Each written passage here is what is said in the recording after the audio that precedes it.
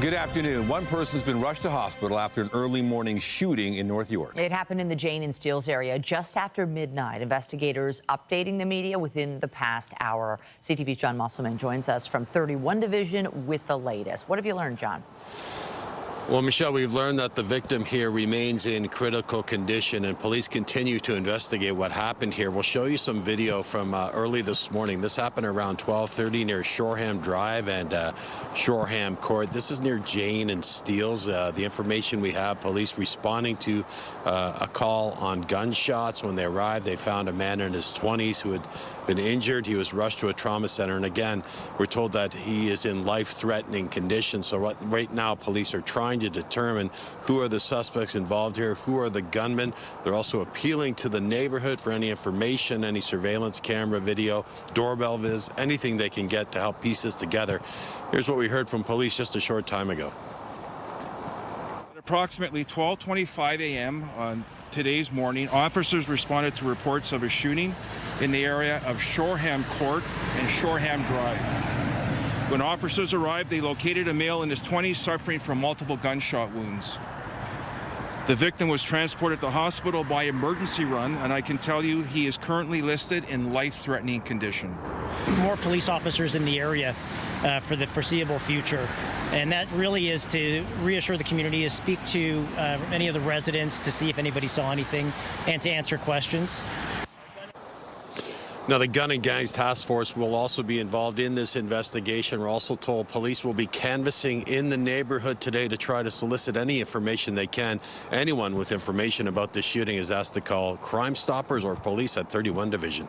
Reporting live at the scene, I'm John Musselman. I'll send it back to you. Thank you, John. The Province's Special Investigations Unit is looking into the shooting of a police officer in Oshawa yesterday. Police attended a home on Cedar Street, just west of Simcoe Street, for a mental health call around 11 a.m. yesterday. Police encountered a 27-year-old man who was armed with a knife. An interaction took place, and one of the officers discharged their gun multiple times. The man was struck, as was a police officer. The officer was rushed to hospital in critical condition, but is expected to survive. The suspect has serious but non-life-threatening injuries. A man is in hospital following a stabbing at a hotel restaurant near the airport overnight. This happened near Islington in the 401 around 2 a.m. Police say the victim was a man in his 60s. He was taken to hospital with serious injuries. There's no suspect description at this time. The investigation continues. Anyone who might have information is asked to contact police. A significant weather event declaration remains in effect for Toronto days after a major snowstorm.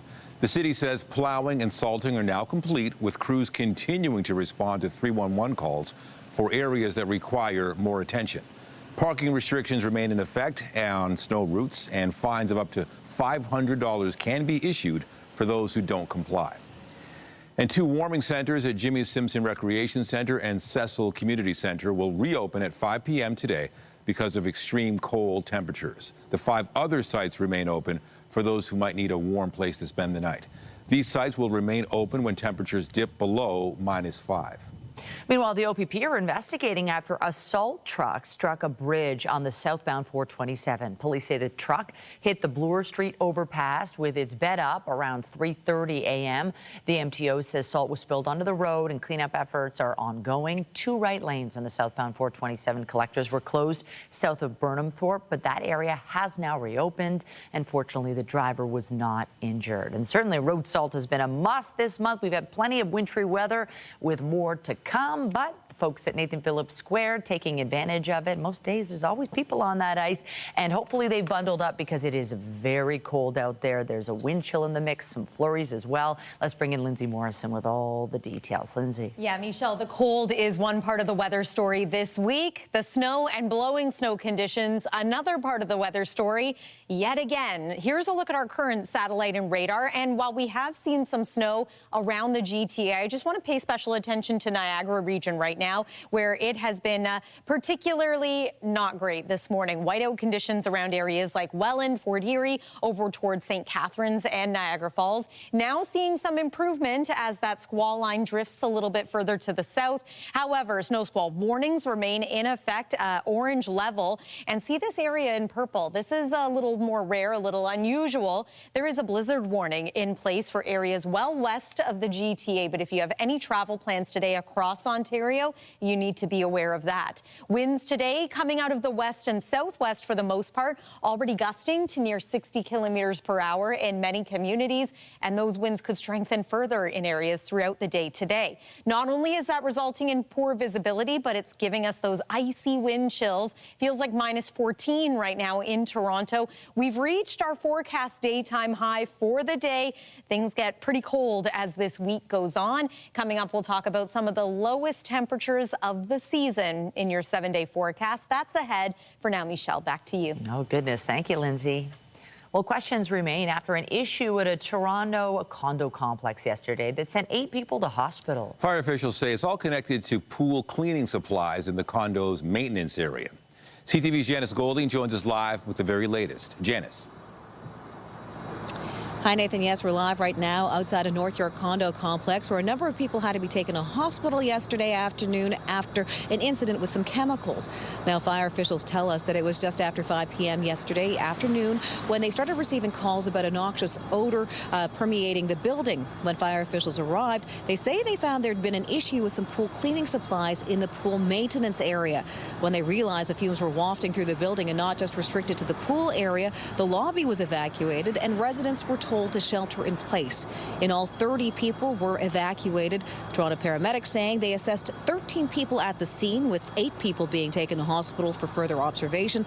All of their injuries were considered minor, however. Here's more from people who live in the building. We heard the speakers announcing what was going on, and we stayed in the apartment basically, and it passed. We were at a higher floor, so we weren't affected. Were you concerned at all about the fumes? We smelled something, but I saw an email saying that it's nothing dangerous. Okay, so you weren't impacted personally? It wasn't impacted. Okay. Oh, they just asked us to stay inside the unit. They asked you to stay inside your unit? Yeah, inside the unit, and that's it. We're at home at that time. So you didn't smell anything, or? No, I didn't smell anything because all the windows were shut, were closed. Now, we are told that the Ministry of Labour was on scene last night trying to determine exactly what happened here. Reporting live, I'm Janice Golding. Now back to Michelle. Still to come this noon hour, today is not just any Monday. It's also known as Blue Monday, a day considered to be among the saddest of the year. And it comes on the same day a new report says Torontonians' mental health is dropping. We'll have all those details just ahead. We're going to go live to Queen's Park where the Premier is speaking. Earlier today, Ford addressed the Rural Ontario Municipal Association conference. Here's more. It's 37%. I have concerns. That they're undercutting our hard-working auto workers and uniform members. They pay their people probably $6 an hour over at the auto plants in China with unfair labor practices, as we're upholding proper labor practices and making sure we build the cars with clean, green steel. And I just want more communication, as anyone would. This isn't about pitting one province against the other. It's not pitting one sector versus the other. I'm happy as punch for my colleagues out west when it comes to canola oil, or our friends out in the east about the fisheries. God bless them. That's great. But don't use Ontario and the auto workers here as a pond. Everyone got something except Ontario. All we got is a massive threat of Chinese vehicles that are coming here that are going to hurt every single auto sector worker. And there's over 500,000 people within the sector that are going to be hurt over time. So we're going to focus on making sure that we produce great vehicles here. China will never, ever, and this will go on record, open up a manufacturing facility. And I'm going to tell you the reason why. There's to make an assembly plant profitable, you need 200,000 cars manufactured here, and that's 2 shifts going full out, producing a vehicle every minute and a half. And out of that 200,000, they're going to ship 80 to 90% of the cars down to the U.S. And I don't believe that President Trump will accept any vehicles from China being manufactured here. So to say that we're going to bring assembly here from China is just not accurate whatsoever. We have to focus on getting rid of the EV mandate. That's a killer for the sector, and not just keep pushing it down the road, because when they plan investment, they plan 4 or 5 years out where they're going to invest.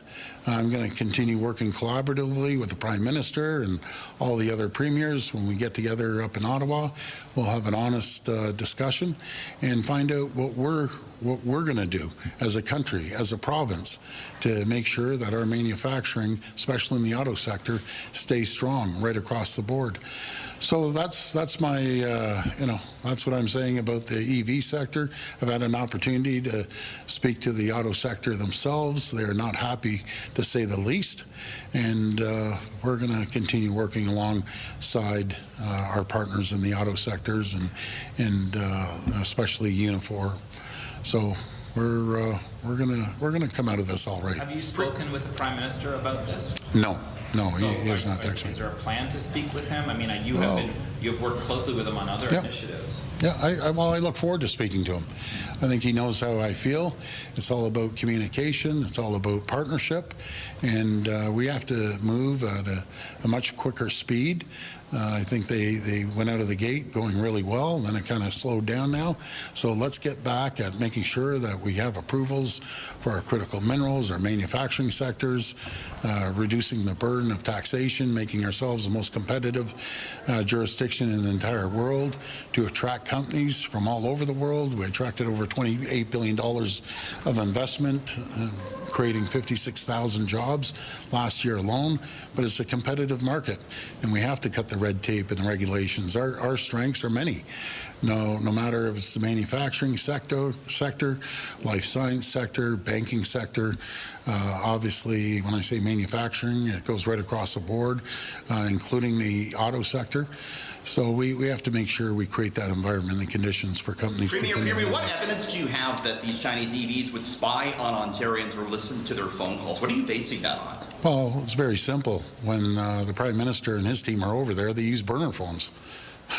You're making a deal with a country with burner phones, and Prime Minister did mention when he got elected that the #1 country for national security threat is China. And we know when you hook up your phone, they're going to be listening. Simple as that. And anyone who doesn't believe that is very, very naive. So we're going to... But by that logic, are you concerned about the Chinese-made phone in your pockets, or your iPhone is made in China? Are you concerned with that? I'm concerned about cybersecurity and the threat of China. That's what I'm concerned about. So we're going to always make sure that we think twice before we have countries come in here and we get nothing back. We get absolutely, Ontarians get nothing back but a threat of jobs in the auto sector. We're listening to Premier Doug Ford speaking at Queen's Park. He reiterated that he's not happy with the deal that the Fed struck with China to import electric vehicles in exchange for tariff cuts on canola. He says he's concerned about Ontario's auto industry, and he wants more communication from Ottawa, and he's looking forward to speaking with Carney in the future. Or to other news now, Prime Minister Mark Carney is among the world leaders in Davos, Switzerland for this year's World Economic Forum. The meeting comes amid rising geopolitical tensions and concerns over tariffs. CTV's Rachel Aiello joins us now to break things down. And Rachel, let's start with the Prime Minister specifically. You just heard Premier Ford there saying that he hasn't had a chance to have a chat with them on the phone because he's been overseas, probably not surprisingly. What will the Prime Minister's focus be at this particular conference? Yeah, so largely kind of keeping in line broadly with the Prime Minister's focus on trade diversification. At least that is really what the Prime Minister has headed to Davos intending to focus on. But clearly what we're watching unfold, and we watched unfold over the weekend with Trump's ramping up of his rhetoric and threats around Greenland, it does feel that the Prime Minister's primary objective may be put on the back burner as he is faced with tackling the broader geopolitical conversation. So tomorrow, the Prime Minister is set to deliver a special address in which he's going to be speaking about cooperation with an increasingly contested world, a topic that likely feels a bit more heady at this current moment. So we're waiting to see whether the Prime Minister secures a one-on-one meeting with U.S. President Donald Trump, indicating that should the two men speak while they are at the World Economic Forum, the Prime Minister would register his increasing concern over the escalation of the situation with Greenland, and whether or not as well the Prime Minister has some one-on-one or a sideline group conversations with European NATO allies about how they intend to respond and plan next steps. The Prime Minister has openly opposed Donald Trump's plans to take over Greenland and his threat to impose tariffs on all those who don't agree. So you just mentioned the president's going to be at this event. Maybe we can get a bit more into it. What dynamic do you think we can expect between Carney and Trump based on what we've seen so far between the two of them? Yeah, I think it's going to be a fascinating dynamic to watch for two reasons. One, obviously, Canada and the U.S. have not spoken, have not interacted since that China trade deal that Ontario Premier Doug Ford was just speaking about, and knowing as well we're going into our own bilateral negotiations towards some new or revised or renewal of CUSMA. So that is kind of on one hand where the Prime Minister is at. But then on the other hand, a senior government source has confirmed today to CTV News that the Canadian government is considering sending a small number of soldiers to Greenland, acting essentially in lockstep with other European countries that have done the same. It would be largely a symbolic show of unity and support for other NATO countries, and less so any sort of overt military force. And so we'll be watching to see how Donald Trump would react to that, whether he would levy or ratchet up the rhetoric around threats of tariffs increasing on Canada, as he's done to the European countries who are opposing his plans to take over by Greenland. And so those are kind of the two areas where I think the Prime Minister is going to be having to walk delicately, walk carefully, and consider both the need to strengthen ties with Europe, but also maintain a relationship with the United States. And how that all plays out over the next couple of days is going to be absolutely fascinating to watch. Well, Rachel, it will be interesting. So much on Carney's plate, and really a lot at stake for Canadians. CTV's Rachel Aiello live for us in a snowy Ottawa. Thank you. Thank you. Meanwhile, there's a lot of pushback after Donald Trump said starting in February, 8 European countries will be charged a 10% tariff for opposing U.S. control of Greenland. It's really important that Europe stands united. Europe will always stand with Greenland, will always stand with the Kingdom of Denmark. We will always stand together for our values, and we want to have dialogue in a cool and calm way and use the window that is available. But we will, of course, prepare to respond accordingly should that be required. Everybody, and especially among friends, have to respect, basic international principles about territorial integrity and sovereignty. And we should combine forces. And our enemy is Russia. It is not the right way to resolve differences within an alliance. Nor is it helpful to frame efforts to strengthen Greenland's security as a justification for economic pressure. Protesters in Greenland are also making their feelings known about Trump's threat to annex the island.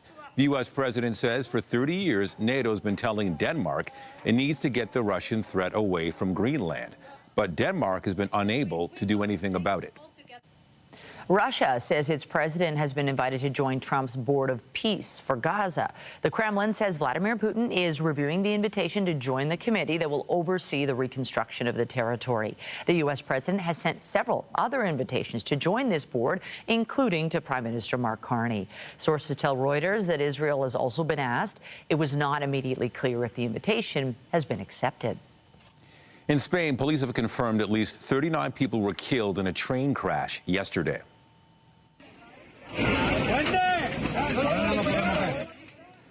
The tragedy happened when the tail end of a train jumped the track, causing another train to derail. Efforts to recover bodies continue. 159 people were injured, including 12 critically. Spain's transport minister calls the incident strange and says the cause is unknown. An investigation is underway. And Canada's Prime Minister posted a statement on X yesterday that reads, "Heartbroken by news of the rail crash in southern Spain, which has killed more than 20 people and injured many more. On behalf of Canadians, I offer my condolences to the families grieving and wish a swift recovery to all those injured in this tragedy." Prince Harry's legal battle against UK tabloids has entered its final round. The Duke arrived at London's High Court today, where his lawyer alleged the Daily Mail engaged in unlawful information gathering for 2 decades. Harry claims this left him distressed and paranoid. The trial is due to last 9 weeks. Associated Newspapers denies these allegations, arguing the claims are based on weak inferences. The case is the 3rd lawsuit Harry has brought against the press. How are you feeling? Back here at home, only a few hundred people remain behind in Condo First Nation. Most fled the community in northern Ontario because of a water contamination crisis. They're eagerly awaiting answers for when they can return home. And as CTV's Kamal Karamali tells us, it's far from the first time they've had to leave. This small hotel room is now Talisha Wesley's temporary living space in Niagara Falls. Use other hands. With no idea to make it feel like home somehow. When she might get to go back home because of an ongoing water contamination crisis in her community. No showers. You can't drink the water, not even the filtered. I was making juice, right, and I got sick. Everybody got sick. Everybody's still sick. Hotels in Niagara Falls now housing hundreds of members of the Condo First Nation while they endure a devastating water crisis. It's been just over 2 weeks since the fly-in community in northern Ontario declared a state of emergency. The remote reserve of more than 2,000 residents, most of them forced to evacuate. Are you leaving? Including Rebecca Friday. It's an awful experience. It's a scary thing. This one is more like a shocker to me because it's a sudden thing. Early this month, the community's water treatment plant failed. Fresh water systems contaminated, sewage creeping into homes, flooding the reserve's only clinic. The sewage system, as we're seeing, is in fairly poor shape, and it appears that it hasn't been maintained to the level that it used to be maintained. The First Nation has had to evacuate multiple times over the past 2 decades because of constant flooding from the nearby river that also continues to eat away at their already crumbling infrastructure. The community has a relocation agreement with the federal government. The community wants to be able to relocate to a place that is, not experiencing these flooding issues, the water issues. While the Condo First Nation pushes for timelines for a new permanent home, pretty much it. Those who evacuated south with this message to Ottawa. I would like for them to at least experience a day over there just to see what it's like, because it's really frustrating. Trying to make the most, for now, of their temporary home. Kamal Karamali, CTV News, Niagara Falls. Well, it is bitterly cold right now in northern parts of Ontario, and we are feeling the chill here in the south as well. It's going to be a very cold week, in fact. Today's high, about -6 degrees, wind chill -14, and it's very similar across southern sections of Ontario. Of course, we've got gusty winds and some blowing snow and falling snow to go along with it. -2 is our seasonal norm. Look at Peawanuck right now, the cold spot of the province, -37.4 degrees. And this pattern is going to be with us again right throughout the week. In fact, this coming weekend, we could experience overnight lows in Toronto in the -20s. That's the temperature, not the wind chill value. Details after the break here on CTV News at noon. Stay with us. When you see it happen, send it to CTV News. Text 10400 from your screen to ours. Text 10400. All right, to the forecast. It just seems like the time of year when anything can happen. It can be mild, it can be cold, it can be freezing, snow, sleet, whatever. Saturday felt really nice, and then it gets really cold, and today is definitely a cold start to the week, and then you layer on the wind and some flurries, and there's some stuff to contend with. Yeah, so, once again, I thought the big story this week going into it was going to be the cold, and that still is very much a weather story, especially for us here in the GTA. It's going to be bitterly cold as the week goes on. But outside of the GTA, we once again have falling snow. We have blowing snow, which is a big concern for anybody out on the roads today, especially west of the GTA. And yes, we could see accumulating snow in many communities. Also, these gusty winds are going to be with us for a few days. Weather is brought to you by the Presler Law Firm, injury lawyers. You don't pay unless they win. Some roads and sections of the GTA have been impacted by blowing and drifting snow today. This is a live look close to the water of Lake Ontario. We've been seeing snow squalls today, but not the kind that we've been talking about for weeks on end. No, the squalls today have been coming from a different direction, off Lake Erie and off Lake Ontario. Let me show you the weather watches and warnings that are in place right now. We've talked a little bit about Niagara Falls. Also want to mention Hamilton and portions of Halton now included in a snow squall warning, and then areas east, so mainly east of Durham region, extending into the Kingston area. Another squall line off Lake Ontario has been impacting you. And then once again, these areas in purple under a blizzard warning. A blizzard warning is pretty rare. It's somewhat unusual because you need the falling snow, blowing and drifting snow, and very strong winds. Another look at the radar improvements now across Niagara, but there's that snow moving into places like Oakville, Milton, Hamilton. You're getting some snow at this time too.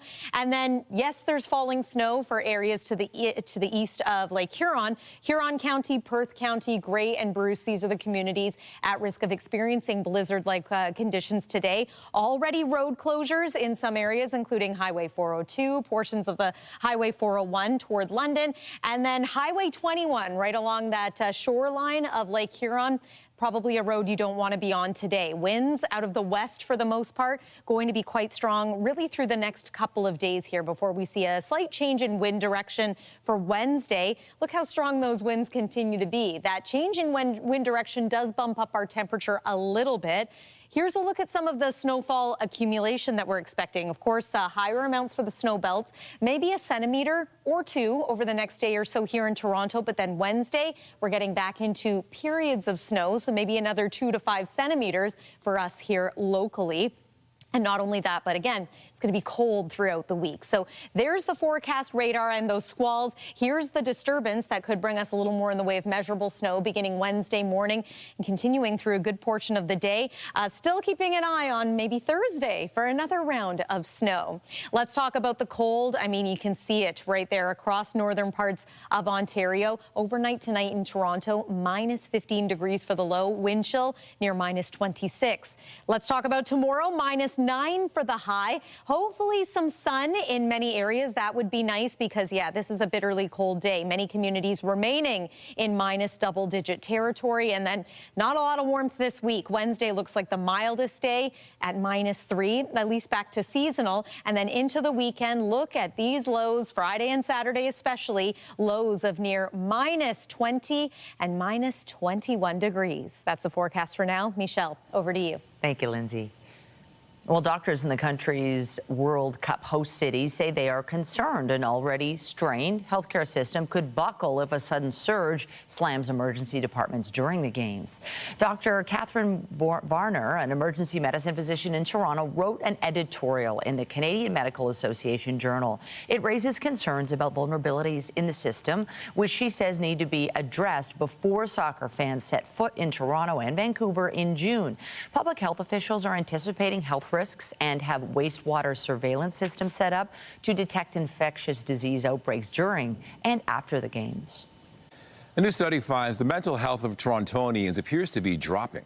A report released by Thrive TO in partnership with the Canadian Mental Health Association, CAMH, and the city found the percentage of Torontonians who describe their mental health as very good or excellent fell from 73% in 2015 to 52% in 2022.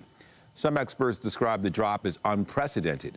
55% of respondents said the pandemic had a moderate to extreme negative impact on their mental health.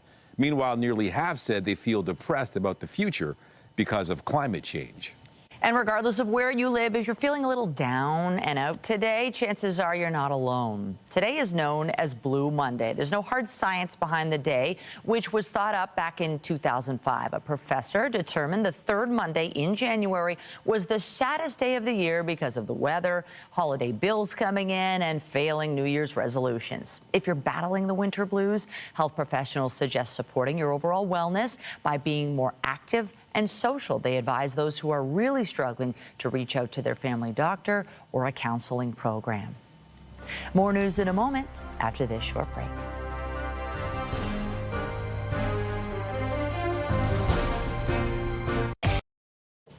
As you can see in this time-lapse video behind us, this weekend, NASA spent 12 hours rolling the SLS rocket from the Vehicle Assembly Building to the launch pad. That means Canadian astronaut Jeremy Hansen may be headed to the moon as early as February 6th, just 2.5 weeks from now. This is so exciting. And for more, we're joined by CTV science and tech specialist Dan Riskin. Dan, you weren't at the moon, but you were in Australia for a month. I was. So nice to have you back. It's nice to be back. I can confirm you can see the moon from Australia. Oh, good. I mean, there is something about this whole Artemis mission that is global. It's bigger than global, right? It's like solar systemal. It's huge. And the fact that there's a Canadian on that roster, 3 Americans and Jeremy Hansen, the Canadian, going up to go around the moon and come back as early as February 6th.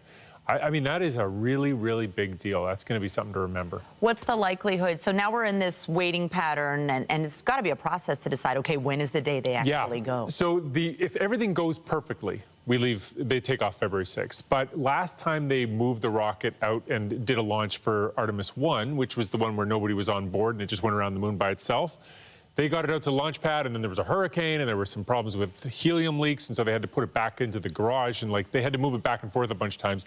There were all kinds of delays. So we may see delays this time as well. Safety, of course, is the #1 priority, but if all goes well, I mean, you know, keep your eyes on the calendar, keep your eyes on the news, and keep listening to this show, because they're going to be going to the moon, and you don't want to miss it. All right, speaking of listening, so a new study says that listening to a podcast while driving is safer than being on the phone, even if you are going hands-free. Now, what's the difference? Yeah, you would think it wouldn't make a big difference at all. I mean, you know, like a phone call is engaging, but sometimes a podcast or a radio show can be really engaging. What's the difference? Well, they did a test where they had people not in a car, but just looking at a screen, looking at a dot, and then the dot would suddenly move, and they had to track it with their eyes as quickly as they could. And they did that either in silence or while listening to a podcast or while having a conversation, hands-free, no device to their head.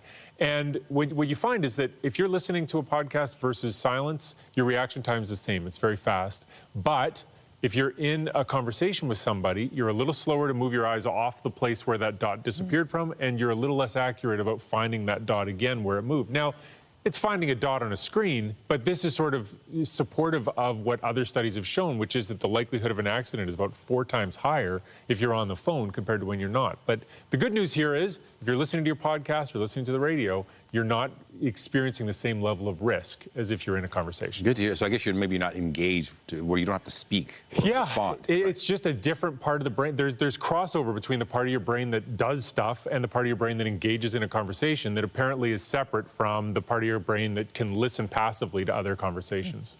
Regardless, it helps pass the time in this Toronto traffic. So nice to be doing something while you're in the car. Traffic, yeah. Finally, there's some research, and they found basically how pretty a scene is when we're looking. And there's some correlation between how much energy your brain is using. What's going on there? This is really neat. I mean, so when you are walking, your brain gives you feedback about what feels good. And it just so happens that what feels good is a very efficient way to move. And that's the way that your brain tells you how to move your body, is to give you pleasure when you move it in the most energy efficient way. And if you tell people to walk in other ways, they use more energy and it doesn't feel as good.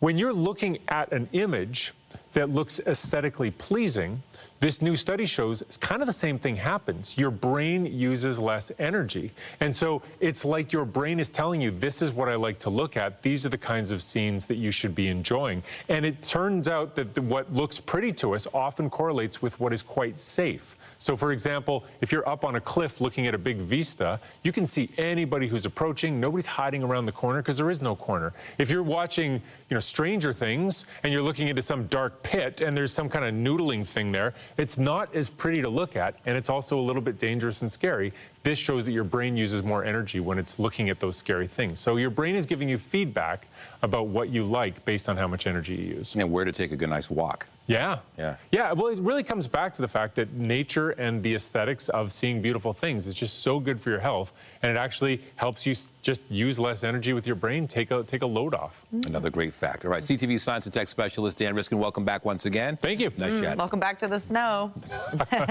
We're going to take a short break. More CTV News at noon when we return. You got a nice tan. Get Toronto's top stories, breaking news alerts, and watch live. Download the CTV News app. Canada's inflation rate edged up slightly in December, rising to 2.4%, following a 2.2% increase in November.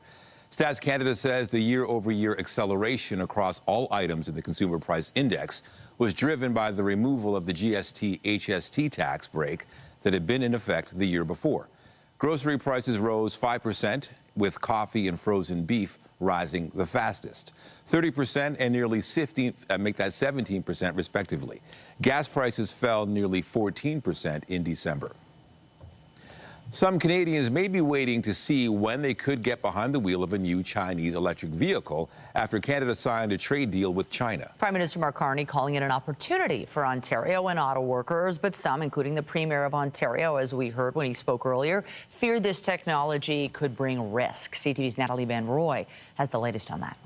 We've got massive screens, which is great. Jeff Brown drives a Hyundai electric vehicle, but he wouldn't trade it in even if there were cheaper options from China. You know, I'd rather not, but given what's happening in the United States, it seems to me that Trump is trying to kill our industry one way or the other, so we have to look at options.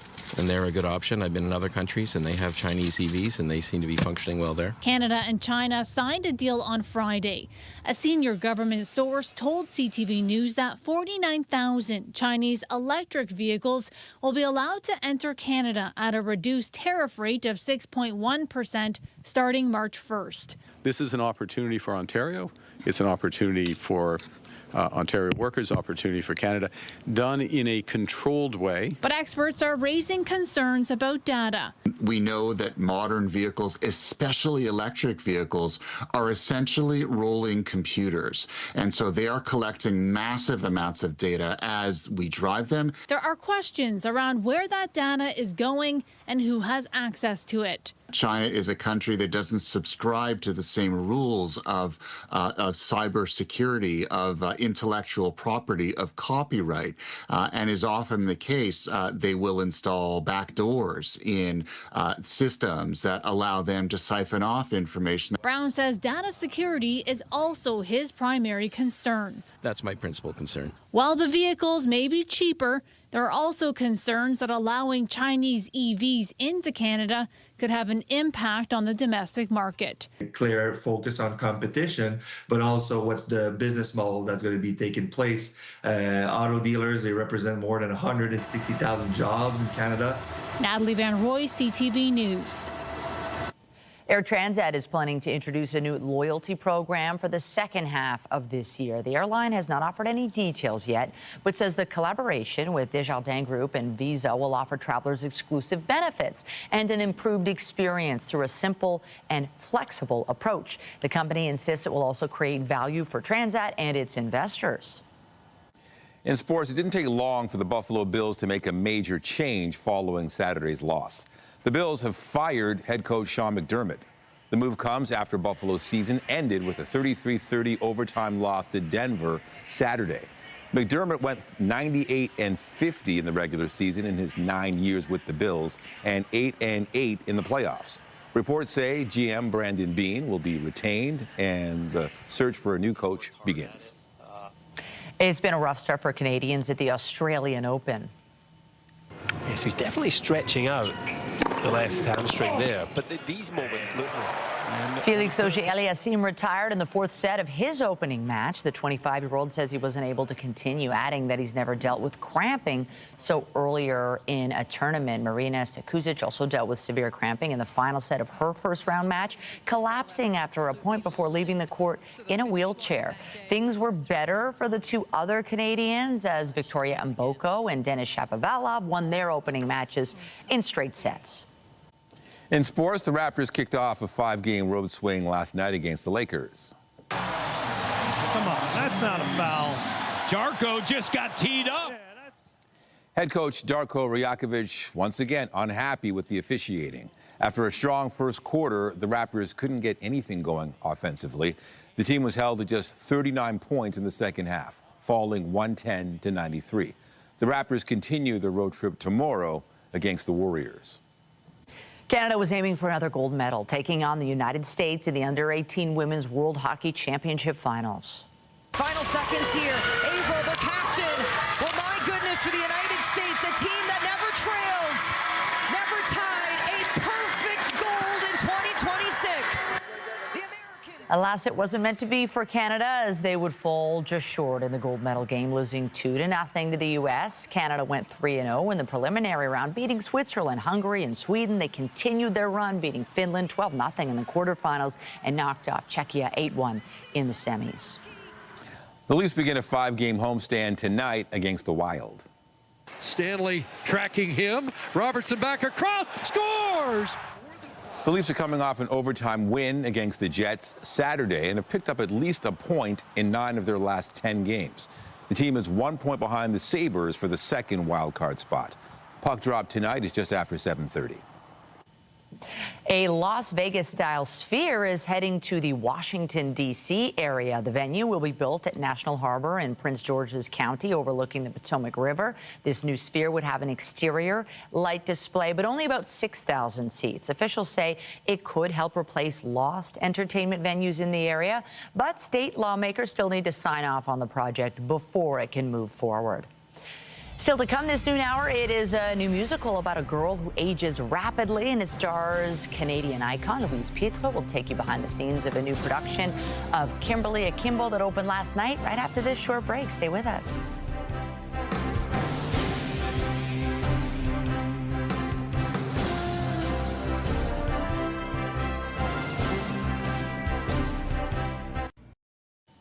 Toronto's very own Louise Pitre has dazzled audiences with her starring roles in Les Miserables, Mamma Mia, and many more. And now she's back starring in Kimberly Akimbo. CTV's Andrea Kay spoke with the Tony-nominated actress ahead of opening night.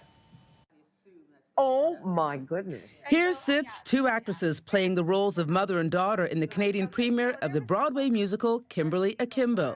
But you could be mistaken if you guessed which one was the mother and which was the daughter. Your body ages 4 times as fast as it should? Between 4 and 5, yeah. So when you were 4, you looked 18? Pretty much. Award-winning actor Louise Pitre plays 16-year-old Kimberly Lavaco. That's right, a teenager with a disease which causes her to rapidly age, hence the appearance of an older woman. What are you worried about? I went through menopause 4 years ago.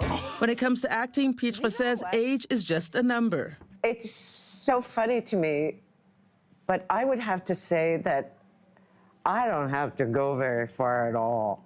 This is pretty damn close to me.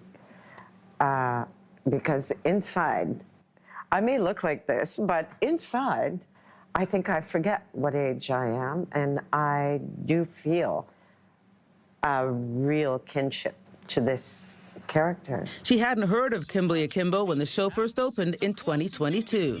I had about 4 or 5 different friends and ex-colleagues in the States write to me to say, I just saw this show called Kimberly Akimbo, and I swear to God, Louise, that is the role for you.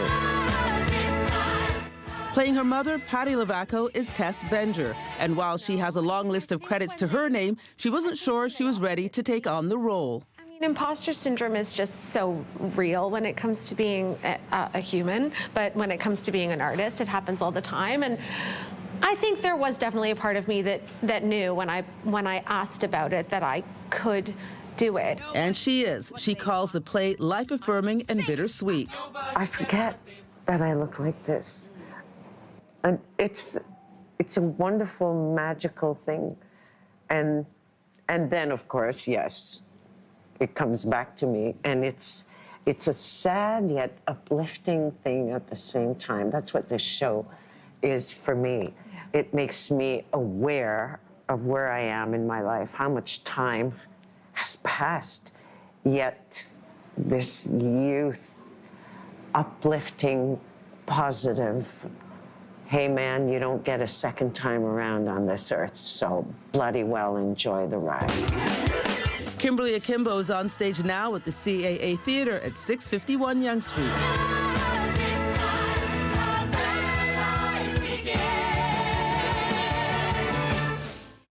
You know, it's a great time of year to be indoors watching a show. Oh, yes. You know, sometimes it's just too cold. Although if you bundle up, it makes it a lot easier. But this is a stretch where you kind of just want to be near fire. Yeah, hibernation time is what this is. And a good idea not just for the warmth, but maybe to stay off the roads in parts of Ontario, too. We've got some pretty dangerous weather conditions, mainly outside of the GTA, but we've got snow squalls, we have blowing snow, we have blizzard conditions expected later today in some communities, mainly across, I should say, Huron County, Perth County, and areas north of there. But we have snow right now impacting the GTA. Also want to make mention of communities to the east of Georgian Bay, because once again, you are getting significant amounts of snow early this week. Overnight tonight, temperature is going to drop to about minus 15 degrees here in Toronto. It's going to feel like minus 26. We're dealing with a cold west wind that here at home could gust to around 60 kilometers per hour. Areas outside of the GTA, again, mainly north and west of here, could experience 90 gusts. So very windy, very cold, very snowy. Tomorrow, snow is less of the story. We've got a chance of flurries. We will hopefully enjoy some sun, but look at the daytime high, minus 9 degrees. That's it. Will be a little bit warmer for Wednesday, but we also have some periods of snow in the forecast yet again. And then the bitter cold follows us into next weekend with some very chilly overnight lows. Nathan and Michelle. Chilly indeed. Thank you, Lindsay. And that's it for CTV News at noon. Remember, you can get Toronto's breaking news all day long on CP24 and at ctvnewstoronto.ca. For Lindsay Morrison and all of us here, have a pleasant afternoon. I'm Michelle Dubé. And I'm Nathan Downer. Be sure to join us later for CTV News at 5 and 6.